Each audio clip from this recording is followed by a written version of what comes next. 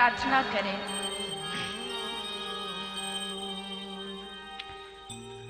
कि हे प्रभु, निष्काम भक्ति की प्राप्ति हमें हो।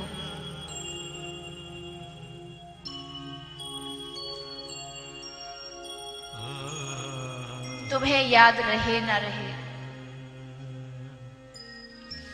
मैं तुम्हें याद करता रहूं, रिझाता रहूं। कभी याद मन से छूटे ना,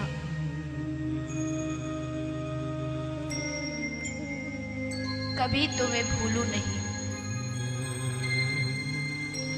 क्योंकि मुझे मालूम है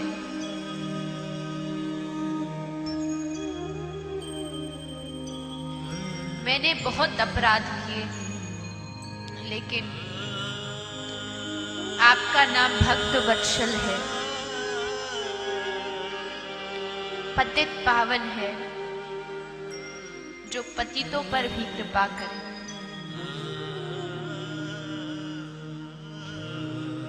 भगवान को कोई धन नहीं चाहिए, कोई ऐश्वर्य नहीं चाहिए, सिर्फ भाव मांगते हैं कि भाव लेके तू आ जा। उड़ीसा प्रांत की कथा है। श्री जगन्नाथ मंदिर में एक ठाकुर जी का भक्त रहता है, नाम है दासिया बावली। दासिया बावली छोटा सा भक्त है, छोटा सा बालक है, नीची जाति का है। मंदिर में उसका प्रवेश वर्जित है।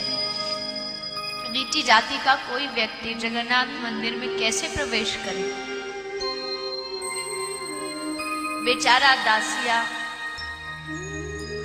मंदिर के बाहर खड़ा हो जाता था और खड़ा खड़ा वहीं से श्री ठाकुर जी को दर्शन करता था, याद करता था। गर्मियों का समय था, आम का मौसम था। सोचा आज अपने ठाकुर जी के लिए लेकर के जाऊं। दासिया लेकर के आता है एक टोकरी में सुंदर फल। बाहर खड़ा हो गया। अंदर पंडित जी जा रहे थे। कहा कि महाराज, क्या आप मेरे फलों को अंदर पहुंचा दोगे ठाकुर जी के समक्ष? पंडित जी ने कहा, रे मूर्ख, तू जैसे नीच जाति के व्यक्ति के हाथ से स्पर्श हुआ फल में भगवान को चढ़ा सकता हूं? बोला, चल भाग यहां से।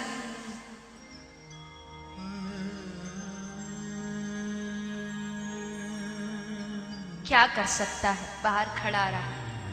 कोई बात नहीं, मैं अंदर नहीं जा सकता, अपने ठाकुर को यहीं से खिलाऊंगा। और टोकरी से एक फल लिया, आंख बंद की और उसको भगवान के मंदिर की तरफ करके उसने छोड़ा।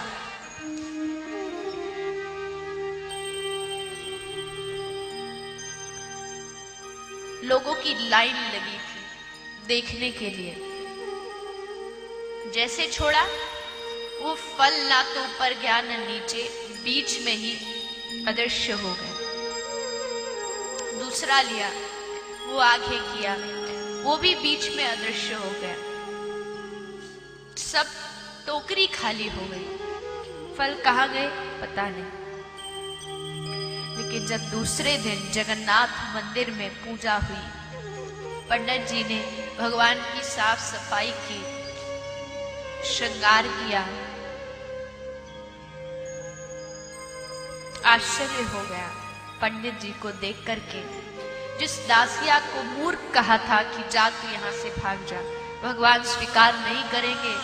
आज भगवान की विग्रह के पीछे दासिया के टोकरी के आम जितने भी थे, उन आम की गुठली ठाकुर जी के विग्रह के पीछे पड़ी हुई थी। इकट्ठा ढेर लगा हुआ।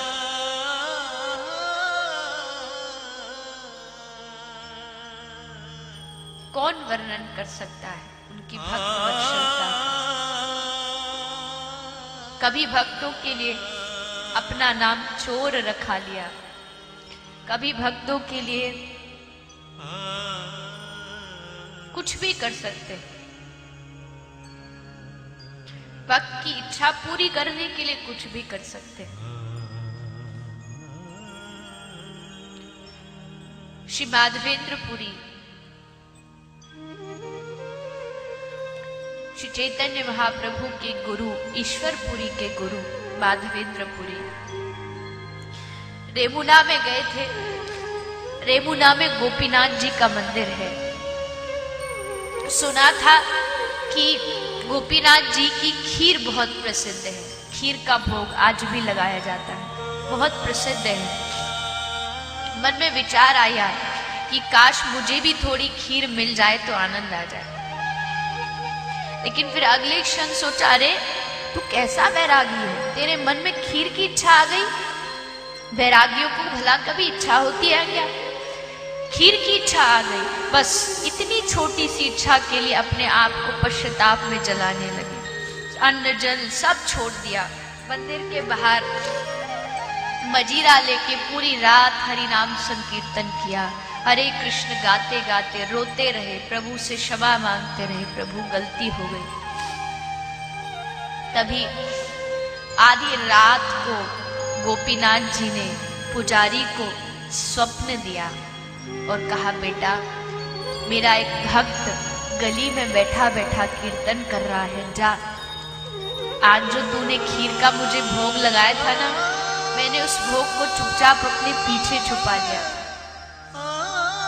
वो खीर अभी भी पीछे रखी है मेरी मूर्ति के पीछे, जा लेके जा और उसको माधवेंद्रपुरी को खिला दे।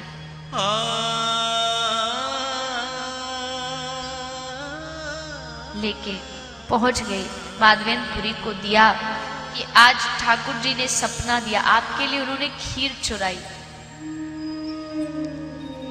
खूब धिक्कारा अपने आप को कि मैं कितना मूर्ख हूं, भगवान को मेरे लिए चोरी करनी पड़ी। बहुत पश्चाताप किया। नाम पड़ गया। आज तक नाम गोपीनाथ था, लेकिन जब से खीर चुराई नाम पड़ गया खीर चोरा गोपीनाथ।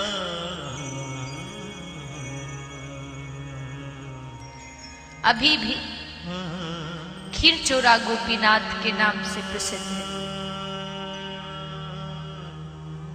यानी भक्त के लिए नाम भी किसको अच्छा लगे कि कोई मुझसे चोर कहे? हमें अच्छा लगेगा कि कोई हमसे चोर कहे, लेकिन वो तैयार है अपने आप को चोर कहलाने के लिए, अपने भक्त के लिए।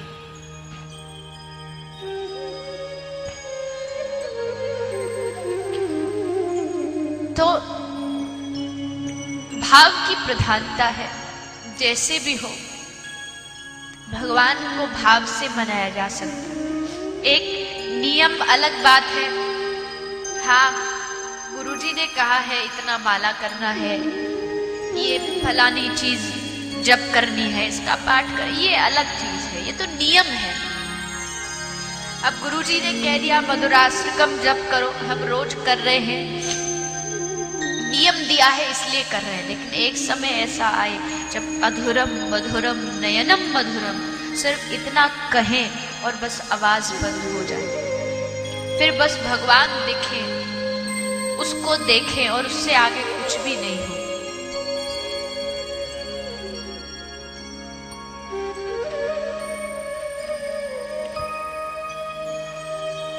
तो इसलिए भाव की प्रधानता है। जहां भाव होगा वहां भगवान होंगे।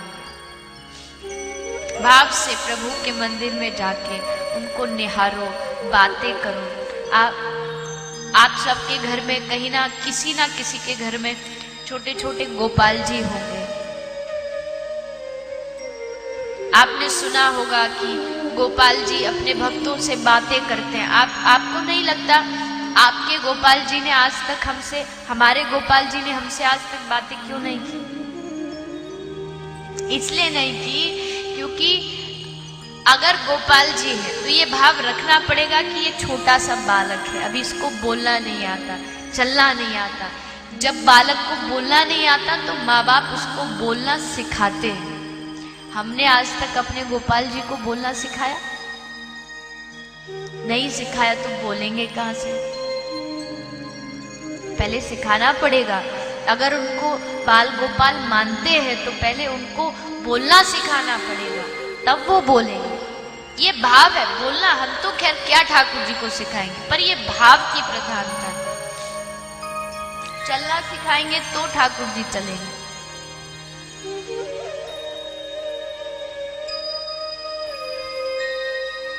इसलिए भागवत में भी विधि हो ना हो, विश्वास होना चाहिए।